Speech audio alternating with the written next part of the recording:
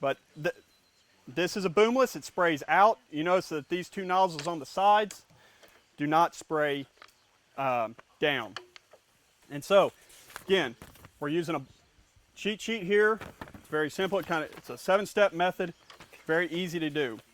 So, what we're going to do is we're going to turn these booms on. So, different from a boom sprayer where we already know that based on the spacing of the nozzles, what our distance that we need to travel. We don't have to turn it on. For a boomless sprayer, we do need to turn these on, and these fans will go out, and we're going to put a cone, or if somebody's going to stand on either end of where the last droplets are hitting. Then what we're going to do is we're going to take that measurement, full measurement, and divide it by 0.8, or multiply by 0.8, sorry, because we need 80% of that spray width is probably the effective spraying width, because those far little droplets that are hitting on the very far end are not getting very good coverage.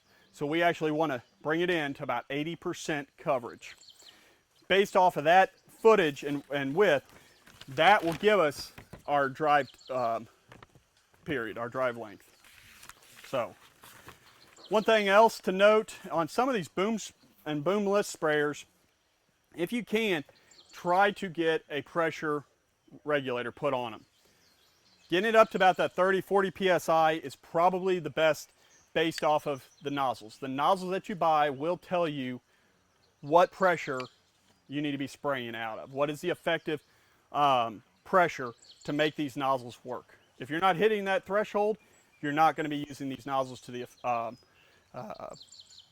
recommended rate, which is going to throw off your rates. It's going to throw off droplet size, possibly create some drift issues across the field.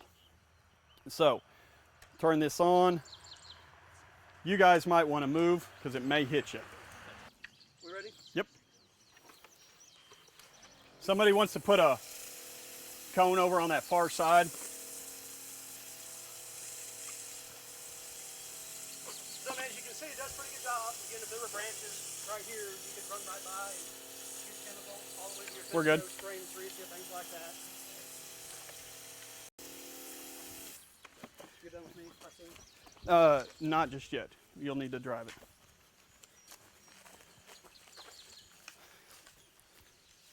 So, effectively, we're somewhere around 38 feet. So, because I am not a math major, I will pull out my calculator. So, we'll make it easy. It was 38. So 140.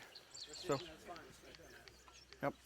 So, looks like we need to drive about 143 feet. We'll time it to drive 143 feet.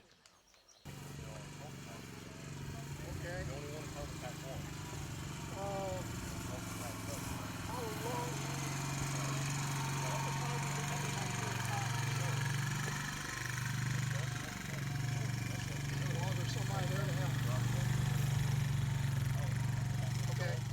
28 seconds to drive that course. Jamie, how fast were you going? 3.5. About 3.5. In between 3 and 4. It doesn't go down to 10, so sure. It's about 3.5. 3 to 4 miles an hour. Now, we'll get the gallons per minute output. One thing to note, especially on this, when you have the speeds, if this would say, we calibrated and it said it's 20 gallons per acre output. We say, man, that's kind of unreasonable. What you can do then, you can change up your speed, maybe go a little faster, or we look at using different nozzles and getting that spray rate down to a more desired level for you. So we're not getting extra chemical. What we're going to do, this is going to be, we're going to kind of face them down a little bit.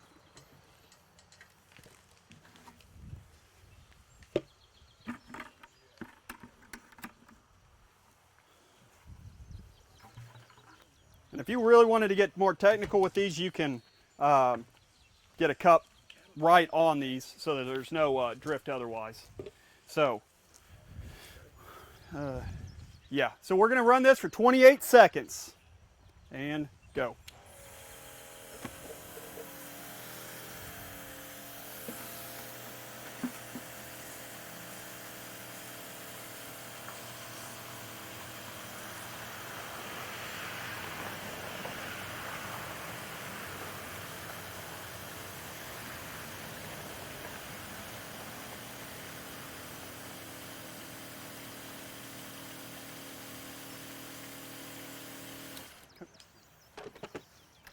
All right.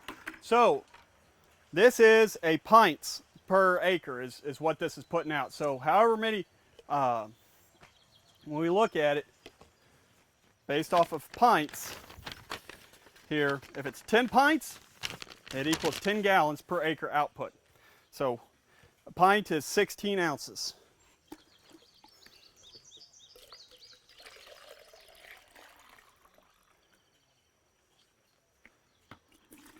Since the measuring cup only goes up to 24, I'm gonna, there's 1.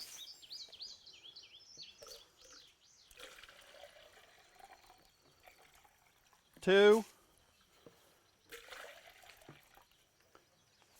3,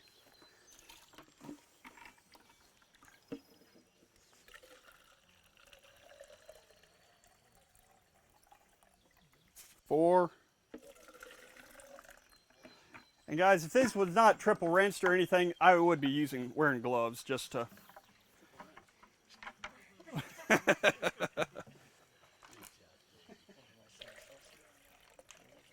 What did I say? 4? This makes 5?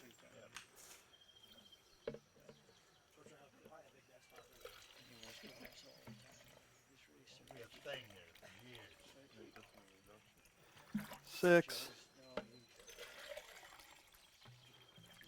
7, around 7.5 gallons per acre is what he's running right now. Now we know we had some loss in here, so I would probably say he's probably right around 8 gallons per acre output. So, you know, that's as simple as it is.